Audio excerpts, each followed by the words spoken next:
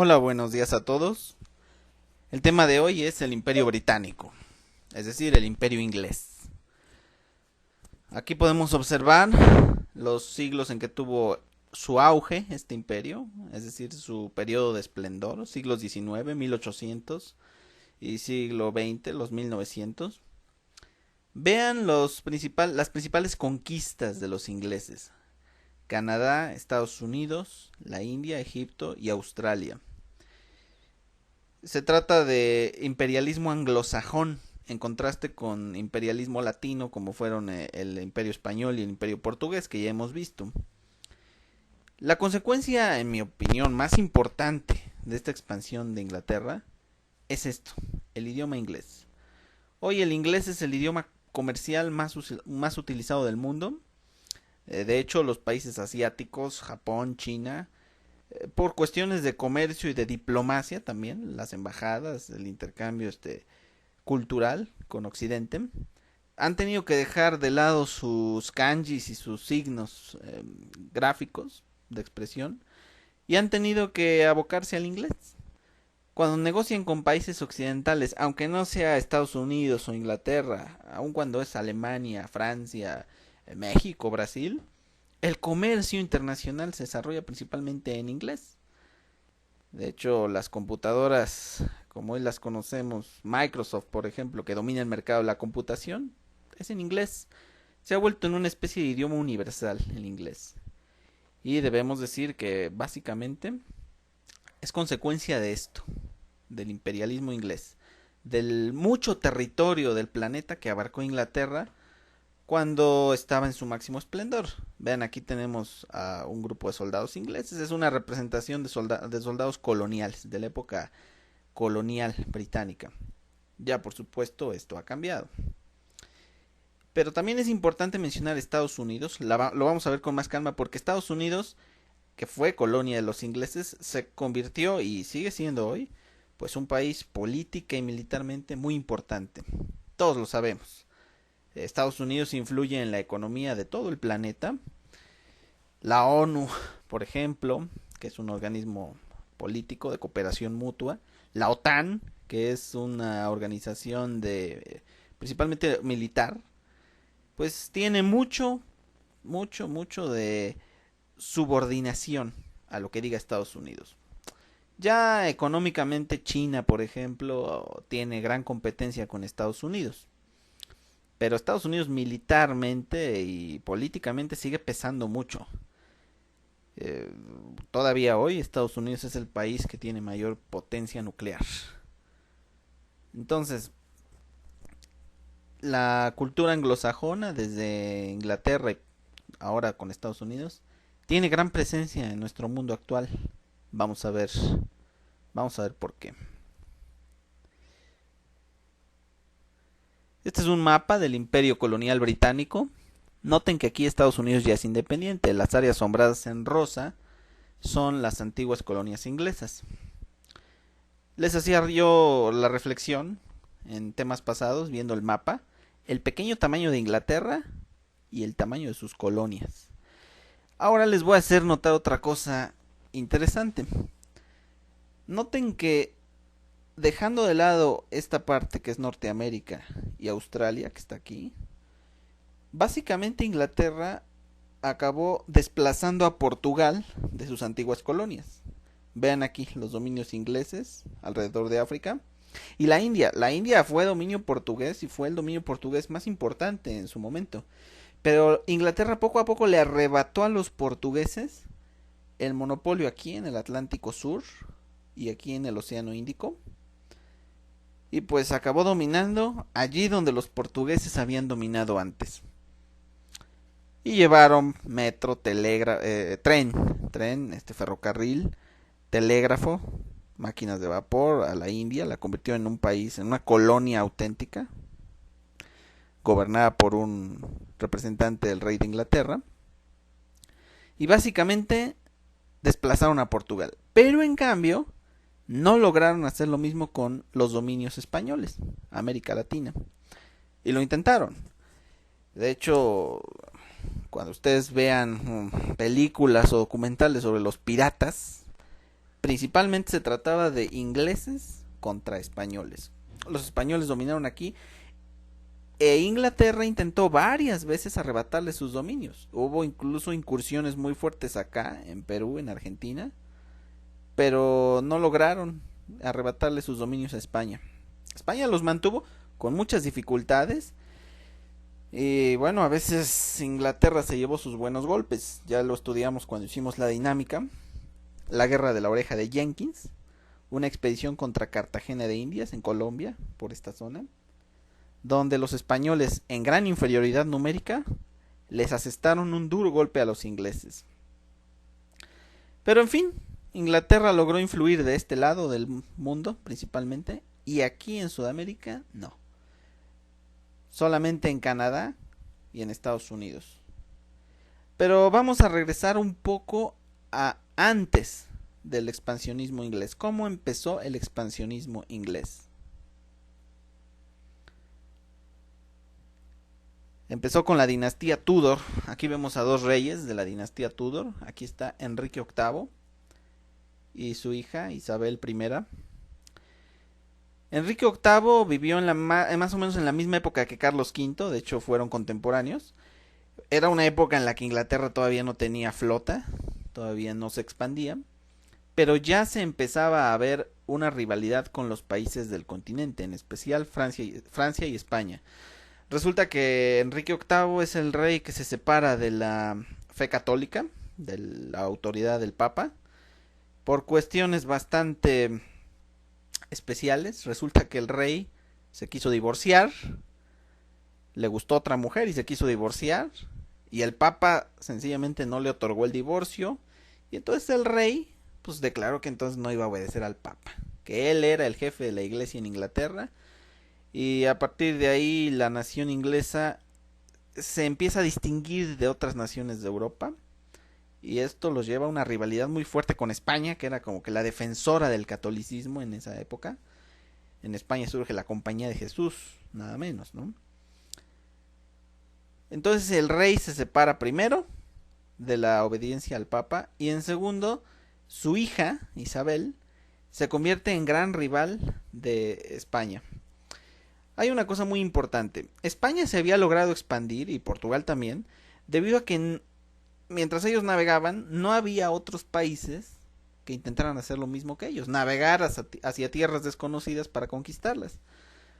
Entonces resulta que Isabel es de las primeras que se da cuenta de que si Inglaterra quiere mantenerse como potencia y competir por el dominio en Europa, tiene que tener dominios en otros lados del mundo. Es decir, ya no bastaba ser una nación fuerte en Europa, tenías que tener además dominios en otras partes del mundo. España ya las tenía, estaba conquistando parte de América. Portugal las tenía en África y en India. Entonces estos dominios te aseguraban mayores riquezas, y las riquezas siempre han servido para financiar, entre otras cosas, la guerra. Isabel es la primera que decide impulsar el desarrollo marítimo inglés. Es decir, que Inglaterra tenga una flota con la cual competir contra españoles y portugueses. De hecho, hubo muchos países europeos interesados en deshacer estos planes mediante una cierta influencia con Isabel. Les sorprenderá saber que Isabel gobernó años, décadas, sin casarse. Nunca se quiso casar. Quiso vivir dedicada únicamente a su pueblo, a Inglaterra. A diferencia de su padre, quien incluso se casó 6 veces. Mandó matar a 2 de sus esposas. Una de sus esposas, de hecho, fue la mamá de Isabel. Se llamaba Ana Bolena, la esposa de Enrique VIII. Tuvieron sus pros y sus contras, como todos los monarcas. Ambos, ¿sale? Fueron perseguidores de la iglesia católica en Inglaterra. Y bueno, han pasado a la historia Enrique VIII, pues más por sus errores que por sus aciertos. Isabel, más por sus aciertos que por sus errores. Aquí tenemos a dos personajes sumamente importantes del imperialismo inglés. Les sugiero que apunten sus nombres, porque vale la pena conocerlos un poquito. Este es Sir Walter Raleigh, tenía el distintivo de caballero. Él vivió en la época de Isabel. Él no, él vivió un siglo después. Walter Raleigh fundó la colonia de Virginia en América. Él fue el que funda la primera colonia inglesa en América, en lo que hoy es Estados Unidos. A partir de que él funda la colonia de Virginia, se va a fundar después, una tras una, las 13 colonias inglesas de Norteamérica. En la costa oeste de Estados Unidos se empieza a fundar un nuevo país y de hecho lo vamos a ver más adelante, pero Estados Unidos se convirtió en el resultado más importante de la colonización inglesa. Entonces tengan en mente a Sir Walter Raleigh. Y James Cook descubre Hawái, Australia y Nueva Zelanda. Su interés era por supuesto darle territorios a Inglaterra, pero también sirvieron sus viajes de exploración para conocer a fondo el Pacífico. El Atlántico ya se conocía bastante, el Océano Índico también, por supuesto, el Mediterráneo ni se diga, el Mediterráneo desde la Edad Media se conocía, pero el Océano Pacífico todavía estaba bastante inexplorado. Cook es el primero que lo investiga. De hecho, Cook es el primer navegante que incluyó entre las provisiones que llevaba en el barco frutas cítricas, naranjas, limones, mandarinas, guayabas, para evitar el escorbuto. Cuando él se lanza a navegar ya se había descubierto que el escorbuto se provocaba por la falta de vitamina C y que entonces necesitaban llevar provisión de frutas cítricas. Él es el primero que se lleva frutas cítricas y por eso pudo durar su viaje. Descubre Hawái, Australia y Nueva Zelanda. Pero también resulta que Cook llega muy al sur, muy cerca del polo, y descubre que cerca del polo sur hay muchas ballenas y focas. Y eso hizo que a la Antártida, al continente antártico, fueran barcos interesados no en explorar, sino en matar, capturar ballenas y en hacer aceite de ballena, que era un producto muy comercial. Este es James Cook. De hecho, él murió en Hawái durante una pelea con los indígenas. Algunos lo consideran hoy como el mayor navegante de la historia. Puede ser. Yo creo que muchos navegantes tienen su mérito. Cook tuvo el suyo, por supuesto. Australia había permanecido totalmente desconocida. De hecho, fíjense en el mapa. En el mapa vemos que aquí Portugal y España estaban interesadas en esta parte, las Filipinas, las Molucas, pero hacia el sur del Pacífico no se aventuraban. No sabían que había una isla de este tamaño. Cook la descubre y tarda tiempo en descubrir que se trataba de una isla grande. Como verán, pues sí es bastante grande en comparación con las islitas de aquí, de Malasia, de Indonesia. Cook entonces aporta el territorio de Australia y de Nueva Zelanda a Inglaterra. Aquí está Cook de nuevo.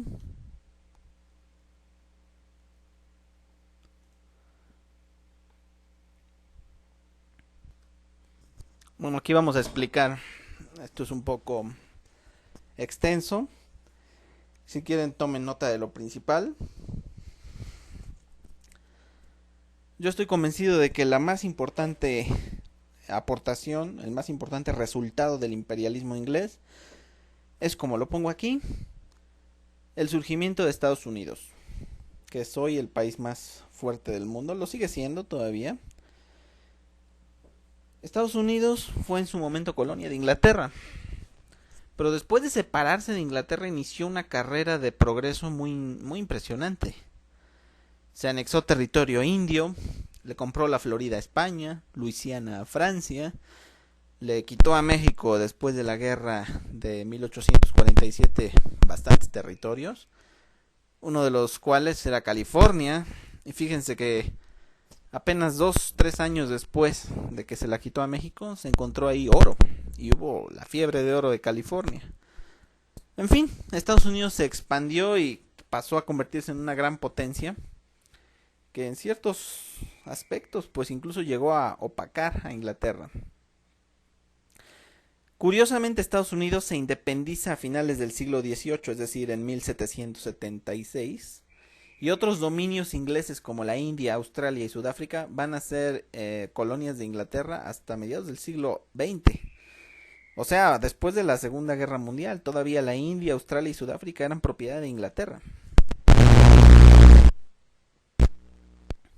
Vean esto, aquí curiosamente Australia empieza a ser colonizada cuando Inglaterra acababa de perder las colonias americanas. Es decir, Estados Unidos se independiza y después de que se independiza, Australia empieza a ser colonia de Inglaterra. O sea que fue una manera de compensar la pérdida. Como vimos ya también en las primeras clases sobre el imperialismo, Australia, pero sobre todo Tasmania, sufrió mucho las consecuencias de la expansión inglesa y la población de Tasmania fue exterminada por completo, sobreviviendo al final Truganini. Yo les mencioné ya a Truganini, espero que se acuerden de ella. Hicieron eso en Tasmania, también mataron a muchos australianos y a muchos indios pieles rojas en América. Tenían una actitud, como hemos mencionado, diferente a la de los conquistadores de aquí, los españoles. Se los insisto porque a veces se suele hacer injusticia a los españoles. No eran iguales que los ingleses, eso que ni qué. Aquí se mestizaron, fundaron escuelas para los indígenas, les enseñaron lo que ellos sabían. En fin, se preocuparon por el bienestar espiritual de los indígenas. Los españoles, los teólogos españoles, se plantearon la pregunta de si era justo colonizar. Los ingleses para nada. Para ellos era obvio que estaba bien colonizar. Si no por las buenas, por las malas. Estados Unidos y su relación con Inglaterra. A pesar de que durante la independencia pues obviamente hubo guerra, a un grupo de ustedes le puse la película de El Patriota, que precisamente trata de la guerra de independencia. Después de eso Estados Unidos se volvió una especie de aliado de Inglaterra. Tenían mucho en común. Los estadounidenses son y eran mucho más en aquella época. Ahora ya hay mucho latino, mucho negro, mucho italoamericano, afroamericano. Pero en aquella época los estadounidenses eran realmente de cultura, de pensamiento, ingleses. Entonces, son tan parecidos a los ingleses en su cultura y en su modo de ser, que se han vuelto una especie de aliados naturales. Es decir, que cuando hay conflictos así muy fuertes, como que simpatizan en sus causas. En las guerras mundiales fueron aliados. De hecho, durante la Segunda Guerra Mundial, ya lo vamos a estudiar cuando lleguemos a eso, Estados Unidos aprobó una ley por la cual todo lo que Inglaterra necesitara para la guerra se lo iban a proporcionar. Inglaterra estaba sola, aislada, contra la Alemania nazi, y Estados Unidos le regaló aviones, le regaló combustible, le regaló barcos, armas, ropa, lo que necesitaban. Era una especie de simpatía que se ha mantenido desde siempre. Su cultura es muy parecida. Vemos aquí que en África, América y Australia los descendientes de los colonos formaron nuevos pueblos. ¿Eso qué quiere decir? Quiere decir que Sudáfrica es en su mayor parte población de blancos, descendientes de ingleses. América también, ya lo decíamos, Estados Unidos. Australia también. Los australianos de hoy son blancos. Los que gobiernan son blancos, descendientes de ingleses. No son los aborígenes negros que vivían en aquella época. Digamos que estos países se desarrollaron a partir de los colonos ingleses.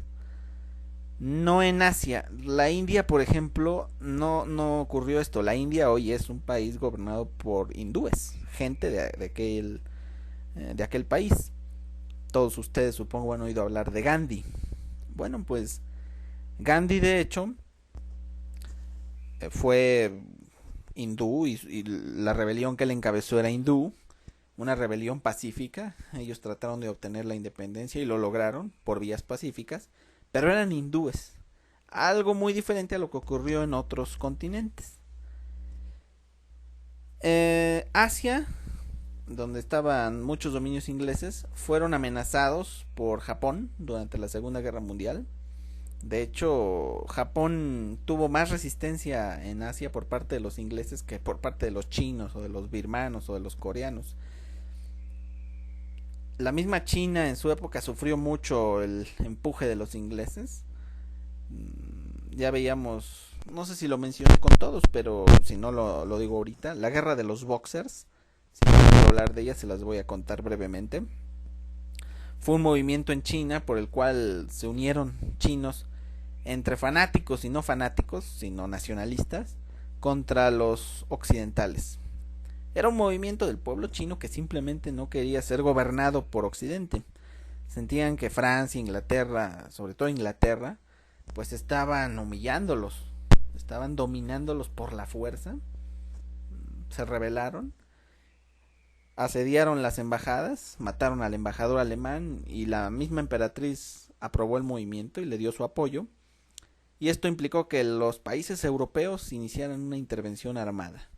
Aplastaron la rebelión, le pusieron una serie de condiciones a China, condiciones humillantes, por supuesto. Básicamente lo que los europeos lograron fue poseer el comercio en esa zona de China y usar puertos chinos sin pagar ni un solo centavo de aduanas o de impuestos. Aplastaron y humillaron a China. No ocurrió lo mismo con Japón. Todos ustedes vieron la película del último samurái. Japón, por medio de mucha inteligencia, se convirtió en un país también potente, también fuerte militarmente, y acabó oponiéndose a los occidentales. Se los dejé de tarea, la guerra ruso-japonesa. Vamos a estudiar después los detalles del imperialismo japonés, pero por ahora basta decir que Japón entró al quite. Japón entró como la potencia dominante en Asia, y eso provocó que amenazara los dominios ingleses en Asia. Por otro lado, la Alemania nazi, en cambio, amenazó los dominios ingleses en Egipto. Yo alguna vez me pregunté por qué los nazis alemanes y los ingleses habían luchado no solo en Europa, sino también en el norte de África. Y fue porque Inglaterra tenía muchas bases importantes en Egipto sobre todo, y los alemanes las amenazaban. Ahora, aquí mencionamos que países que fueron colonias inglesas forman ahora la Mancomunidad de Naciones o la Commonwealth. Es una especie de organización de países de habla y de cultura inglesa, consecuencia principalmente de haber sido colonias inglesas. Está la India, está Australia, estuvo Irlanda, pero ya no. Pakistán también estuvo, aunque debido a su guerra permanente con la India, últimamente ya no es. Islas del Caribe, en fin. Sigamos adelante. Esta es una imagen de la reina Victoria. Supongo que han oído hablar de ella, aunque probablemente no sepan qué es lo que hizo. Bueno, la reina Victoria tuvo un reinado muy largo. Ella gobernó más o menos 60 años. Su época se llama la época victoriana y se caracteriza por la mayor expansión de Inglaterra. Ella, bajo su reinado, Inglaterra dominó se apoderó firmemente de la India, de tal modo que ella obtuvo el título de emperatriz de la India. También ocurrió una importante guerra en el sur de África. Los Boers eran descendientes de holandeses que vivían en Sudáfrica y que se negaron a ser dominados por Inglaterra y le opusieron mucha resistencia. Finalmente los ingleses aplastaron la rebelión con gran superioridad en número.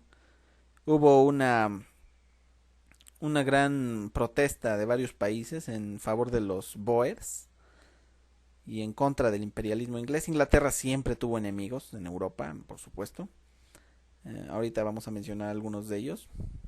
Por ejemplo, en sus primeros años de expansionismo, Inglaterra tuvo como enemigo natural a España. Y eso fue en parte porque Inglaterra lo que hacía era atacar los galeones españoles y robarse el oro, la plata que traían de Perú y de México. Asaltaban los barcos y se llevaban las riquezas. Entonces España pues fue así como que una reacción contra Inglaterra. Atacaron puertos ingleses, atacaron barcos ingleses, la guerra de la oreja de Jenkins. Hubo varias expediciones inglesas contra la América española. Pero poco a poco España fue perdiendo importancia y poder. Sus colonias acabaron independizándose y digamos que ya no era tan importante España. Surgió entonces un gran enemigo de Inglaterra, Napoleón. Napoleón de hecho conquistó prácticamente toda Europa y bloqueó a Inglaterra, o sea, impidió que los productos ingleses se vendieran en el continente. Un bloqueo comercial parecido al que mantiene Estados Unidos contra Cuba hoy en día. y trató de ahogar la economía inglesa, cosa que no pudo hacer porque Inglaterra con sus barcos comerciaba por todo el mundo. Es importante recalcar que el gran poder de Inglaterra, y lo ponemos aquí en este párrafo, el gran poder de Inglaterra se basó en la navegación, la superioridad naval. De hecho, en su época Inglaterra tuvo la flota mejor y más numerosa del mundo, o sea, el mayor número de barcos. Y entiendan que cuando tienes muchos barcos puedes transportar más tropas a otro lugar si hay guerra. Inglaterra tuvo guerra con muchos países. Llevas más tropas, llevas más víveres, llevas más mercancías de un lado a otro. Los barcos hoy ya han perdido su importancia, pero en aquella época que no había aviones, pues el comercio, el transporte, la guerra, todo se libraba con barcos. Era importante, por lo tanto, tener el barco más rápido, los barcos mejores, los que mejor pudieran disparar su artillería, los que tuvieran las velas mejor organizadas para aprovechar el viento e ir más rápido. Y también era importante tener la mejor estrategia naval y conocer las mejores rutas. Los ingleses se dedicaron a eso y al rato dominaban todas las rutas marítimas importantes y por lo tanto sabían exactamente por dónde irse, dónde había tormentas, dónde había arrecifes y podían naufragar. Su poder se basó, por lo tanto, en la navegación.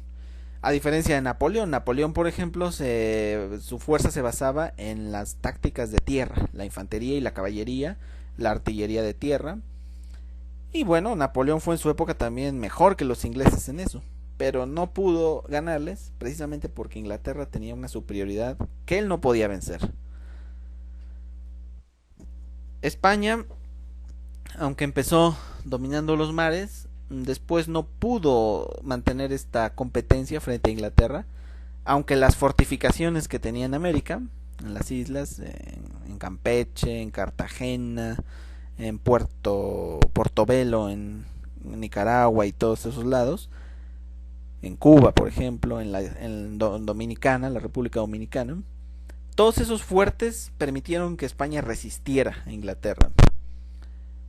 Pero en los mares Inglaterra era invencible. De hecho, la superioridad naval inglesa se dice que comienza cuando el almirante Horatio Nelson derrota a la flota de Napoleón en Trafalgar, la batalla de Trafalgar, cerca de las costas de España.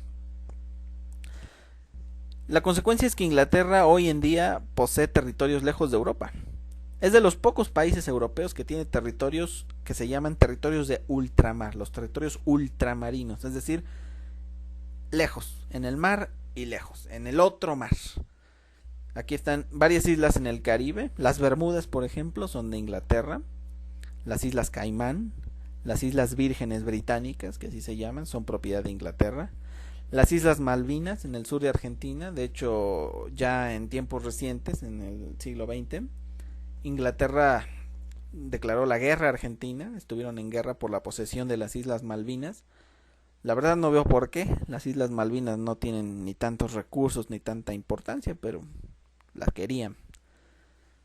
Hubo una guerra donde pues Inglaterra acabó ganando, de hecho despertó mucha enemistad por parte de los países latinoamericanos este acto de Inglaterra de atacar a Argentina. También en Asia mantuvo el dominio de Hong Kong, que es una isla en el sur de China, un punto importante, comercial sobre todo. En 1997 salió en las noticias, fue así como que gran acontecimiento cuando ocurrió, que Inglaterra devolvía Hong Kong a China. 100 años antes habían firmado un tratado por el cual se establecía eso, que después de 100 años China recuperaría Hong Kong. Por supuesto que para cuando se firmó el tratado, Inglaterra lo firmó con el imperio chino, que existía 100 años antes. China cambió de gobierno en todo este tiempo, pero el tratado seguía vigente. Y cuando China reclamó el cumplimiento del tratado, Inglaterra procedió a devolverle Hong Kong. Pero las consecuencias más importantes del expansionismo británico ya las hemos dicho. El idioma inglés como idioma comercial en todo el mundo. El surgimiento de Estados Unidos, que es una gran potencia. Y la verdad es que estas consecuencias perduran hasta hoy. Igual, de la misma manera que a nosotros nos ha influido tanto y nos sigue influyendo el imperialismo español, nuestra cultura es propiamente española. Nuestro idioma, nuestra tradición, nuestra cultura, nuestros nombres de ciudades, nombres propios, apellidos, todo es herencia de España. Para muchos otros países en el mundo, la gran herencia es inglesa. La cultura y el idioma inglés, apellidos, nombres, lugares. Estados Unidos, por supuesto. Ya Estados Unidos en este momento está bastante invadido, esa es la palabra, por latinoamericanos, nuestros compatriotas y nuestros hermanos de Sudamérica y Centroamérica. Pero hay un pique todavía, hay una cierta rivalidad todavía entre anglosajones y latinos. Y por eso hoy muchas leyes en Estados Unidos están siendo hostiles a los latinos, están buscando expulsarlos, se dan cuenta de que es una amenaza. Y fíjense que también es curioso cómo hasta los idiomas están en cierta guerra. Eh, yo durante mucho tiempo pensé que el español era una especie de idioma como que secundario, un idiomita por ahí. Pero no, la verdad es que son tres los idiomas más hablados en el mundo. El inglés, por supuesto, el chino mandarín y el español. El chino es hablado por muchas gentes, porque China está hasta el gorro de chinos. Tienen una superpoblación tremenda. Por eso es que mucha gente lo habla, no porque se hable en muchas partes del mundo. De hecho, fuera de China, pocos países hablan chino. Cada vez se está popularizando más, pero todavía el chino sigue siendo restringido a China. El inglés y el español, en cambio, se hablan mucho porque hay muchos lugares alrededor del mundo donde se habla. Y por ejemplo, los migrantes latinos en Estados Unidos pues están popularizando allá el español. No sé qué tanto confían en las estadísticas, porque las estadísticas luego no son muy exactas. Pero se supone que el inglés y el español están casi en igual de condiciones en número de hablantes. En cambio, el francés, el alemán, el italiano, el ruso, el japonés, con todo lo importantes que son, no tienen tantos hablantes como el español. El español está compitiéndole duro al inglés en la importancia a nivel mundial. Y de hecho es después del inglés el idioma que más se estudia en el mundo. Yo creo que eso es para estar orgullosos de nuestro idioma, ¿no? Y para procurar hablarlo bien. Esto se los digo porque muchos de ustedes pues me han cometido ciertas faltas ortográficas que quiero que corrijan, por favor, chavos, porque tenemos un idioma muy bonito, la verdad. Yo los invito a que pues, no se dejen apantallar por el modernismo que nos quiere un poco hacer creer que nuestra cultura no es valiosa. Sí, sí es valiosa. Aquí les hablé de la cultura inglesa y de la importancia de Inglaterra y todo, pero no se olviden de que nosotros somos de cultura española, lo queramos o no. Yo creo que poco a poco vamos a ir aprendiendo, ¿verdad? Ahorita yo los animo a que aprendan un poquito de su propio idioma, chicos. No desprecien los idiomas de otros países. No desprecien, por supuesto, el inglés. El inglés lo tienen que aprender. Hoy en día, sin inglés no la armas. De hecho, les voy a explicar una cosa que a mí me pasó en un trabajo que tuve. Se trataba de fabricar piezas. Muy bien. Para eso se usaban máquinas que venían importadas, sobre todo de Inglaterra y de Japón y de China. De Taiwán también, que Taiwán es, de hecho, cultura china. Está ahí junto a China. Pues bien, las máquinas traían sus manuales en chino y en inglés. Entonces, o hablabas chino o hablabas inglés, pero no podías esperar el manual en español, simplemente no lo traía.